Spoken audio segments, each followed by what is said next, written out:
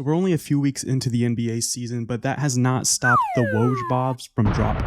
You know who came through for me? Woj. Woj came through for me. The Clippers acquiring James Harden from the Sixers. And somehow the Clippers didn't have to give up Kawhi, PG, Westbrook, or Terrence Mann. That missed. Terrence Mann on the follow. Pucks it in. Terrence Mann has 29. And Terrence Mann for three. Bang! Terrence Mann is unstoppable.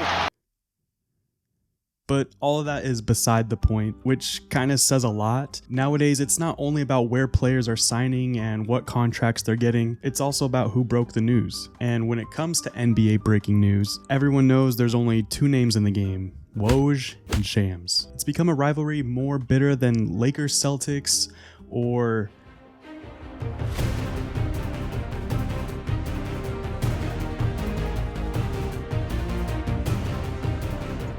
Knicks Bulls? But how heated is this rivalry between two NBA insiders, or is it just fun for us fans to think about it that way? And who's on top of the game right now? Does any of this really matter? And could there be someone else on the come up to keep an eye on? But first, how did this rivalry come to be? Well, let's start off with a brief history lesson. Woj, or Adrian Wojnarowski, is the long-established reporter with years of experience and credibility under his belt. He embodies your traditional sports journalist path, while Shams, on the other hand, is your scrappy, self-made hustler who grew up idolizing guys like Woj. And he more represents the younger generation that grew up with smartphones and social media and the ability to tap into unlimited sports coverage 24/7. And they both eventually found themselves at Yahoo Sports, where Shams was considered by many to be Woj's young protege. Woj even referred to Shams as the best young reporter in the world in a since-deleted tweet. Meanwhile, Shams referred to Woj's career as the blueprint for sports journalism. However, this team-up wouldn't last long, as both would go their separate ways in 2017. Woj to ESPN and Shams to The Athletic. Through the years, the rivalry was built on Twitter racing to drop the latest sports news, and sometimes even being seconds late was the difference between getting your head on Giannis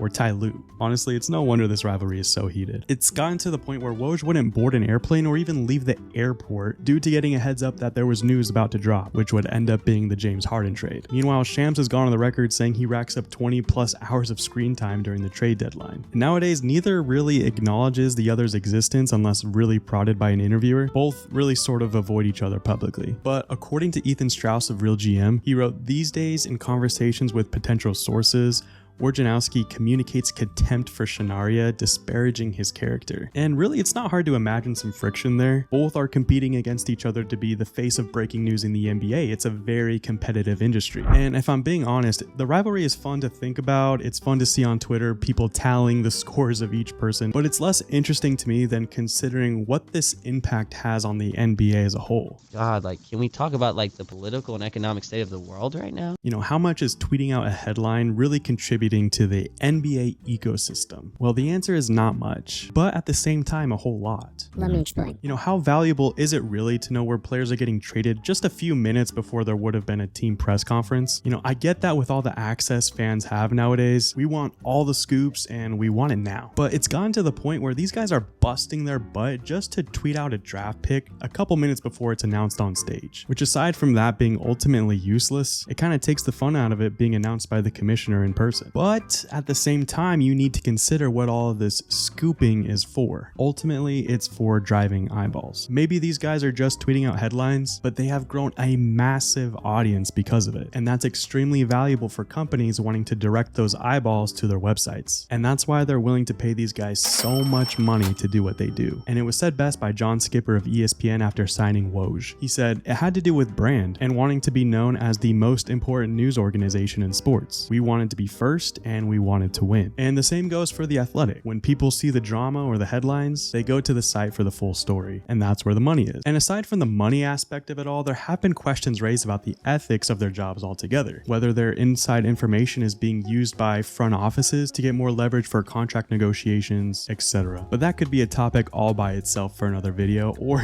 down in the comment section. But where do we find ourselves today? Are Shams and Woj still the goats of the industry? The answer is yeah, pretty much, but they're not without competition. competition. Jake Fisher over at Yahoo Sports has been making waves himself. He wrote Built to Lose back in 2021, documenting tanking in the NBA, and no doubt in the process built some relationships in high places that gives him some credibility with breaking news and other inside information. Definitely worth a follow on Twitter. Let me know your guys' thoughts down below. If there's any videos you guys want to see, catch you in the next one. Peace.